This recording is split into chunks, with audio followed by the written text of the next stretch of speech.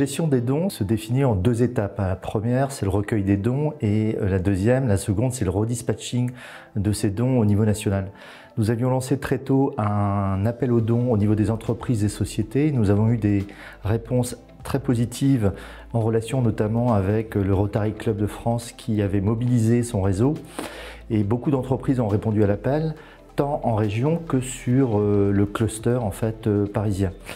Donc, ce que nous avons fait dans un premier temps, c'est de mettre en relation les donateurs avec notre réseau local au niveau des régions pour qu'ils puissent recueillir ces dons et les dispatcher à l'échelle des territoires là où il y avait des besoins. Sur le cluster d'Île-de-France, nous avons centralisé ces dons, c'est-à-dire que nous avons entreposé ces dons au niveau de la fédération et nous avons entendu d'avoir une masse critique d'objets, d'équipements à distribuer pour opérer en fait une journée de dispatching sur la région parisienne.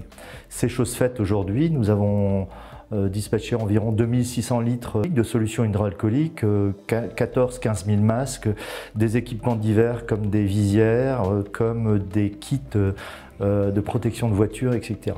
Donc aujourd'hui, notre stock est vide, mais nous espérons le reconstituer assez vite puisque les dons continuent de nous parvenir et nous aurons probablement en fait d'autres séances de distribution à organiser d'ici quelques semaines, voire quelques jours. Nous n'avons pas fait le choix de distribuer ces dons aux adhérents de la fédération. Nous avons fait le choix, et un choix qui me semble plus éthique, c'est de distribuer ces dons aux professionnels qui en avaient exprimé le besoin. Donc on a fait fi effectivement de l'appartenance entre guillemets à notre organisation pour demander en fait à nos représentants de distribuer ces matériels en dehors de toute obédience syndicale.